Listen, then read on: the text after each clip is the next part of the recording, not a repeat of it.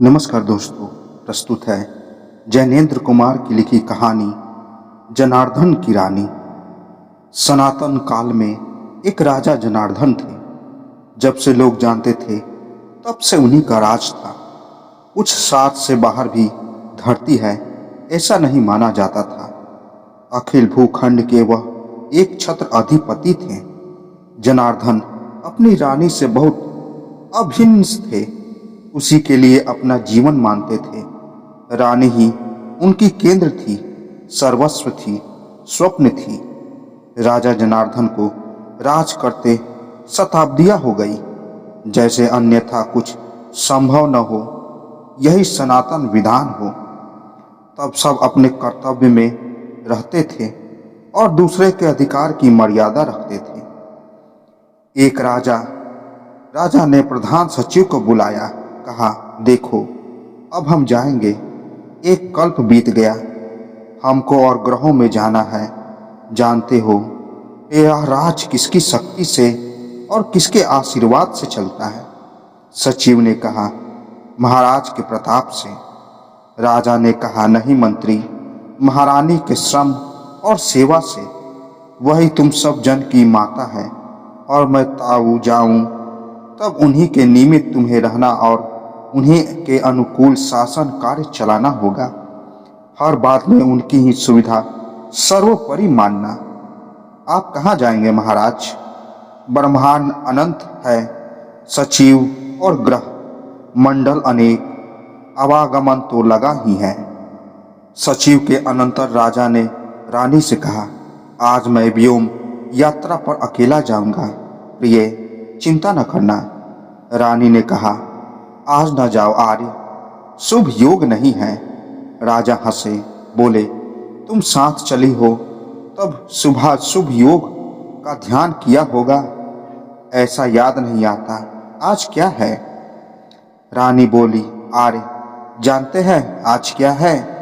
आर्य इस बार लौटना नहीं चाहते हैं।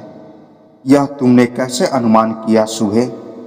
मुझसे भी अधिक प्रिय है और श्रेय है, वही जाते होंगे। इसी से तो आर्य आज मेरा साथ नहीं चाहते। राजा ने कहा, यह सच है सुबह, तुम्हारे पार भी बहुत सृष्टि है। तुम रुष्ट तो नहीं हो? नहीं, रुष्ट नहीं हूं। आर्य रहे इससे इतनी कृतार्थ हूं कि जा रहे हैं इसके लिए भी कृतज्ञ ही हो सकती हूं। मेरा हित आर्य में है और आर्य की स्मृति मेरी संपदा है। यही निधि मुझे बहुत है। मेरा सभ्य कार्य हाँ तो ऋण है। राजा ने कहा, रानी, मेरे रहते तुम अपने को दासी रखे रही, अब तुमको सामग्री बनना है। सुबह इसी से जानता हूं कि तुम अपने पद पर जाओ। मुझे राजा समझा गया जबकि मैं अनुचर था। तुम दासी बनी जबकि तुम अन्नदात्री थी। सुबह शक्ति की मूल तुम हो। तलवार के विजेता तो आंगन के खिलाड़ी हैं। मैं तो ना समझ बालक है। उदंडता में वो तुम्हें न समझे पर तुम अपने को समझाओगी। अधीश्वरी तुम हो। यह बात मेरे रहते तुम जानने से इनकार करती रही। इसी से तुझे जाना होगा। मेरा अभाव जब तुम में खो जाएगा तब तुम जान लोगी कि तुम ही थी। मैं तो दिखावा था और इस दिन कौन जाने तुम में होकर मुझे अलग होने की जरूरत ही न रहे। बस सुबह मैं चाहता हूं कि तुम अपने को पहचानो और यशस्विनी बनो। इसके बाद राजा जनार्दन अंतर्ध्यान हो गए। बहुत ढूंढा, बहुत खोजा। धरती नाप डाली गई, समुद्र मथ दिए गए और आसमान भी झुका दिया गया। ज्ञात हुआ कि राजा कहीं नहीं है। यह ज्ञान सभी में फैल गया। धीरे धीरे करके राजा कभी नहीं थे यह विज्ञानीज भूलने लगे। यहाँ तक कि उनके आचार्य, दार्शनिक और ऐतिहासिक ने ग्रंथों में उल्लेख किया कि अखिलेश कहीं कभी कोई था। प्रमाण भाव से यह असिद्ध है। दूसरी ओर रानी यशस्विनी नहीं बनी। युग युगांत हो गए वह अपने राजा को और अब उसकी स्मृति को लेकर दासी ही बनी हुई है। सचिव ने अपने कर्तव्य का निर्वाह किया। शासन का दायित्व उनका था। उन्होंने पहले कहा, महारानी, राजा गए, क्या आज्ञा है? रानी ने कहा, सचिव, मुझसे पूछने की मति तुम्हें किसने दी? उन्होंने दी होगी, वह तो नहीं है। अब तुम्हें मेरा नहीं, अपनी बुद्धि का भरोसा है। जाओ, अपनी बुद्धि से चलो और मुझे मेरे दुख को छोड़ो। अमात्य ने कहा, महारानी, महाराज कह गए थे। रानी बोली, जानती हूँ कह गए थे, पर अपने व्यर्थ कर्म के लिए मुझे न पूछो। मुझे दुख का भोग है। शासन की ओर देखना होगा तो सचिव, तुम सबको उसी क्षण बर्खास्त हो जाना होगा। तुम में स्वर्गीय महाराज की श्रद्धा नहीं, न तुम में उनकी महारानी की हित भावना है। तुम में सत्ता का प्रेम है, उसमें मुझसे आज्ञा न लो। मेरा काम अभी शोक है। जाओ, अपने से तुम निपटो। जाते हुए सचिव को रोक रोकर रानी ने फिर कहा, सचिव, तो तुम्हारे दार्शनिक और ऐतिहासिक खोज समाप्त कर चुके? जी, तो वह नहीं है, कहीं नहीं है। विद्वान ऐसा ही विवेचन करते हैं, पर तुम तो जानते हो वह थे। जी, लेकिन विद्वानों से अधिक मैं कैसे जान सकता हूँ?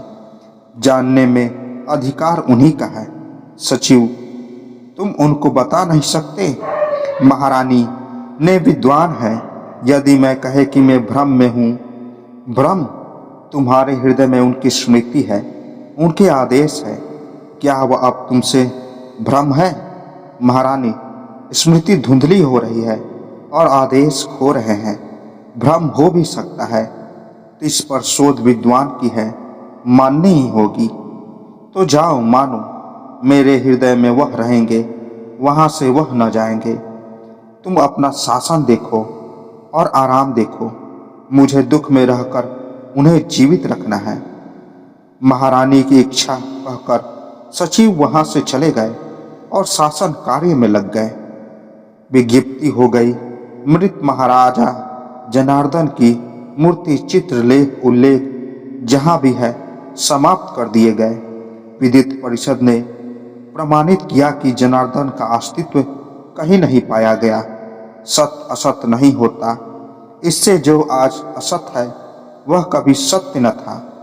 जो इस भ्रम को पोषण देंगे वह शासन की ओर से दंडनीय होंगे। विज्ञप्ति के अंततः विद्वत परिषद और शासन परिषद की सम्मिलित बैठक हुई। निर्णय हुआ कि लोकतंत्र ही सर्वश्रेष्ठ शासन पद्धति है। दोनों परिषदों में से दो प्रतिनिधि चुने गए। सचिव समिति के प्रधान हुए। समिति से शासन समिति के नाम से सब सूत्रों की नियामक बनाई गई। सचिव को सत्ताधारीधीश नाम दिया गया। घोषित हुआ कि एक छत्र राज पद्धति समाप्त हो गई है। विकासशील सभ्यता के लिए वह कलंक थी। यहाँ सब बराबर है और लोकमत पर जिनका आधार नहीं है वह तंत्र निरंकुश है।